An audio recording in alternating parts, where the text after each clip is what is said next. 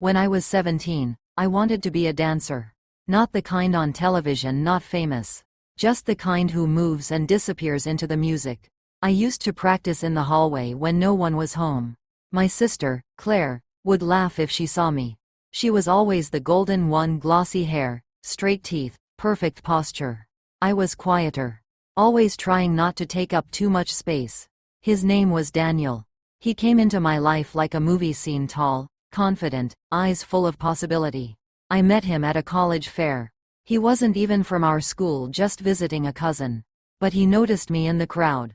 Said I looked like someone who thinks too much. I said I liked thinking. He smiled. And that was it. We started dating that fall. He made me feel seen.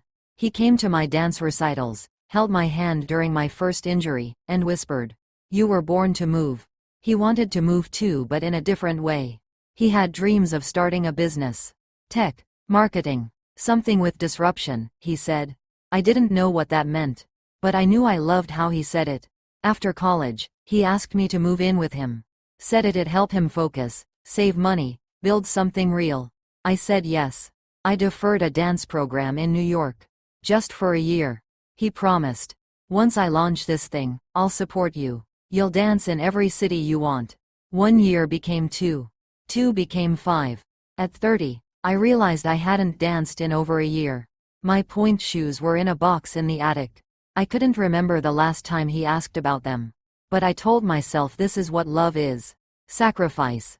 Then one evening, he came home late. Didn't kiss me. Didn't ask about dinner. He just sat on the couch and said, "I think we need space." I asked if there was someone else. He said nothing. And that was my answer.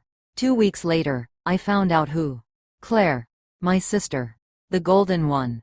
It wasn't a rumor. It wasn't a misunderstanding. It was real. I saw the message on Claire's phone. It wasn't even hidden. A photo of the two of them smiling. His arm around her waist like it always belonged there. The caption. Finally free to be us. I didn't scream. Didn't throw things. Didn't even cry. I just left her apartment without saying a word. I sat in my car for an hour, hands on the steering wheel, the world spinning sideways. How do you grieve 2 betrayals at once? How do you bury the man you loved and the sister you grew up with in the same emotional coffin? When I got home, the box with my pointe shoes was still in the attic. I brought it down. Opened it.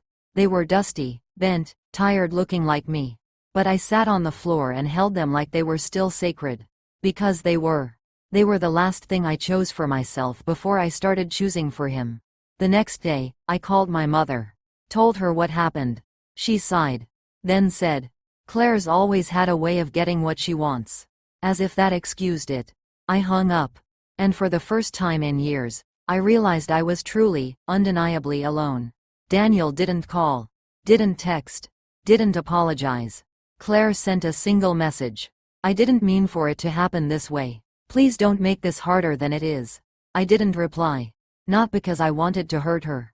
But because I didn't want to give her the satisfaction of still being part of my story. I spent the next few months in a fog. Went to work. Came home. Ate quietly. I didn't listen to music. Didn't look in mirrors. Didn't wear perfume. But every night, I touched the pointe shoes like a ritual. Until one night, I slipped them on. My feet hurt. My ankles wobbled. But something in me cracked open. And in the silence of my living room, I moved. Not perfectly. Not gracefully. But honestly. It wasn't about revenge. Or redemption. It was about remembrance. Of the girl I used to be. And the woman I still could become. It started with 10 minutes a night. Then 20. Then I cleared out the living room completely. Moved the couch. Rolled up the rug. Bought a mirror.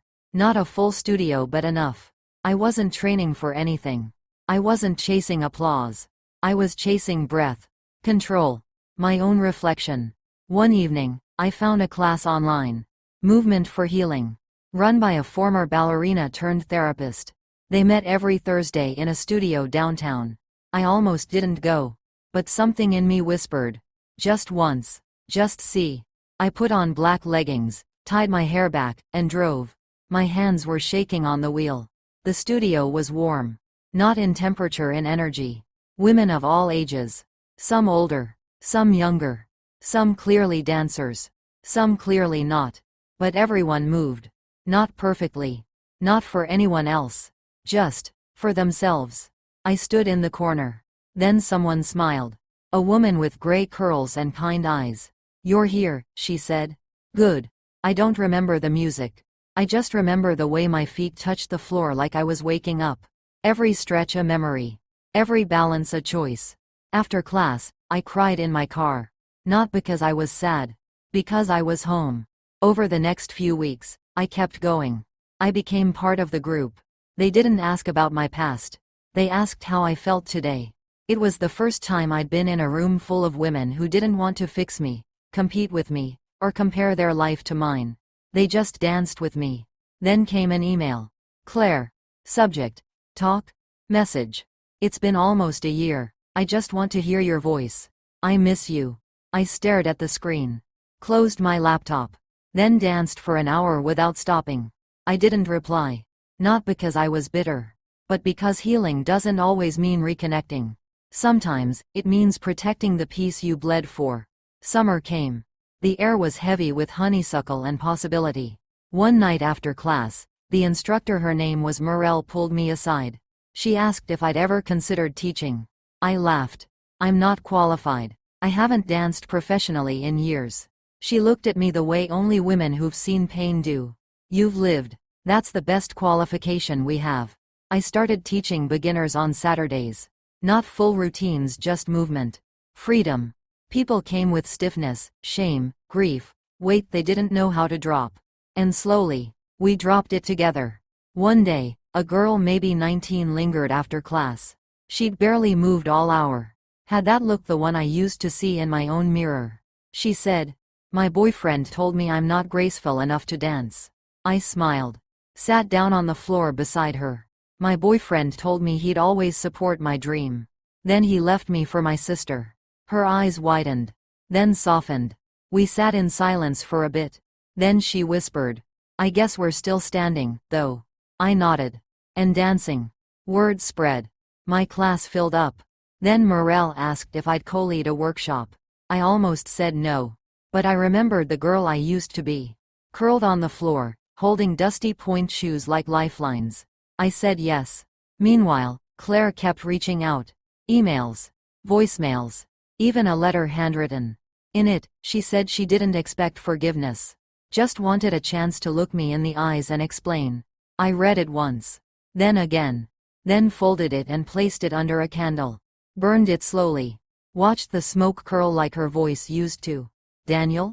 I hadn't seen him in over a year. Didn't want to. But then I got a message through a friend. He'd been laid off. Lost investors. Moved back into his parents' house. My first reaction wasn't satisfaction. It was nothing. And nothing is powerful. One afternoon, after class, I stayed behind to clean up. The studio was empty. Silent, just the soft scuff of my socks on the wood floor. Then I heard footsteps. I turned. Daniel stood in the doorway. Same eyes. Different posture. Like someone who'd been deflated from the inside. I didn't speak. Didn't move. He stepped forward, carefully, as if walking across a frozen lake. "You look good," he said. I raised an eyebrow. Waited. "I heard about the classes. Claire told me." There it was. "She left too," he added. "Said I didn't know how to be with someone who actually needed me." He laughed. A short, hollow sound. "Guess she figured it out later than you did." I crossed my arms. "Why are you here, Daniel?" He looked down. "I don't know. Maybe to say sorry. Maybe to see if you'd say something to make me feel better." "And did I?" He smiled, barely. "No. But I don't deserve that." I nodded slowly. "No, you don't." He looked like he might cry. But I didn't move to comfort him. Because sometimes mercy is letting people carry what they created. He left after that. And I stood in the center of the studio. Closed my eyes. Breathed. Not because it hurt. But because it didn't anymore. A few weeks later, Morel offered me a permanent teaching slot. We called the class Still Becoming. Because that's what we all are. Not broken. Not ruined. Just becoming. In that first class, I stood in front of 20 women. Some laughing. Some scared. And I said, You don't need to be graceful. You just need to be willing. And they moved. And so did I. I didn't tell them my full story. But I told them what mattered. Sometimes we lose things we thought we couldn't live without. And then discover parts of ourselves we forgot we had. The workshop became a sanctuary. We danced without mirrors. Without shoes, sometimes. With laughter, and pain, and silence when needed. I watched women reconnect with their bodies. The way I had. Some after divorce. Some after grief. Some after years of being told to sit still and smile. And in their faces, I saw old versions of myself. And future ones too. One night, I found the old audition letter. The one from New York. It had yellowed. Still smelled faintly of paper and ink. Accepted. All those years ago. I had folded it neatly. Put it away. Not because I didn't believe I could do it. But because I believed he needed me more than I needed me. I was wrong. I didn't cry. I smiled. Then I did something new. I wrote myself a letter. You gave so much away. Not out of weakness, out of love. But you forgot the one person you owed it all to. You. Claire reached out again. This time, with a voicemail. Her voice cracked halfway through. I know I don't deserve your time. I was jealous. I was scared. I thought he chose me. But I was just next in line. You were always better. Always. I listened once. Then deleted it. Not in anger. But because I realized. Forgiveness doesn't always require reunion. Sometimes it just needs release. And I had already let go. I started choreographing again. Nothing big. Just small pieces. Stories told in 8 counts and hush. One was about a woman sitting at a table alone. Another about a girl in a yellow dress spinning through a dark hallway. They weren't about Daniel or Claire. They were about me. Pieces I had left scattered through time. Now slowly sewn back together. My daughter, yes, I never mentioned her until now. She watched one rehearsal. And after, she hugged me and said, "Mom, I hope one day I become half as strong as you." I laughed. You already are.